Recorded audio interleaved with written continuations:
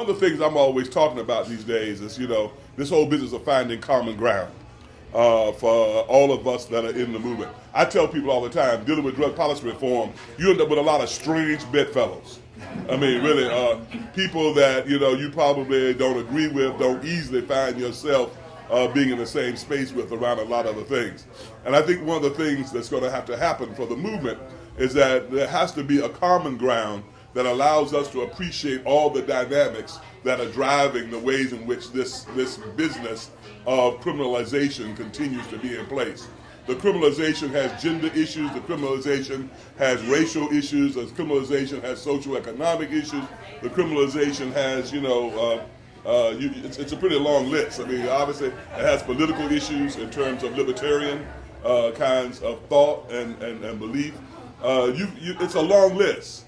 And how you figure out to bring all of us together, is something that is a challenge.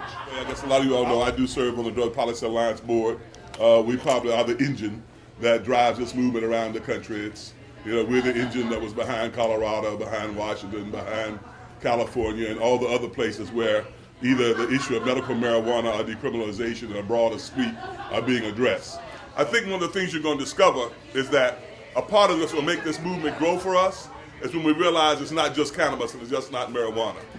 It's going to mean decriminalization and drugs on a lot of levels. You can say that's them, this is us as much as you want to, but if you do it that way, you're going to find it weakens our effort and our ultimate goal of getting people to look at drugs, especially around enforcement, altogether differently. So there are moral issues and ethical issues and justice issues that allow us to bring some people in this movement that you wouldn't normally think of as being in the movement, including folks who wear their colors backwards like I do sometimes, and people who really end up being in that arena that maybe has already been one that you've been alienated from, distant from, and don't particularly feel attached to. But the fact is, churches and all that kind of stuff, if they're forthright and honest about ethical issues and moral issues, it's something they have to deal with. There's inequity, there's injustice, and there's room for coalition building on that level. There are 2 or 3 people, who have been primarily the drivers behind keeping the movement alive.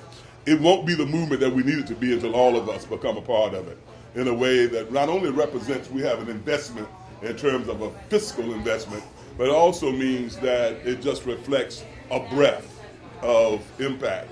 Because when all is said and done, if the movement ends up being driven by whether or not resources are available and the resources are coming from a few, that means that the movement is very vulnerable. You also know when the movement really takes traction is when you see a lot of people being involved.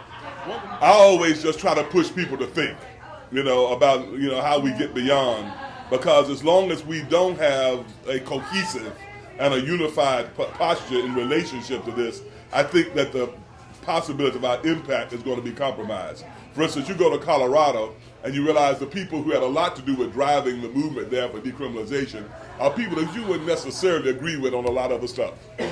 Because at the same time that they were able to push that bill through, that piece of legislation through, at the same time in the same state, there are a lot of other ethical issues, there are a lot of other human justice issues, there are a lot of the social justice issues that were on that same ballot that didn't go anywhere. That's a long 5 minutes, but I just want to, I always tell people, if you ask a preacher to speak, it takes 5 minutes to clear your throat,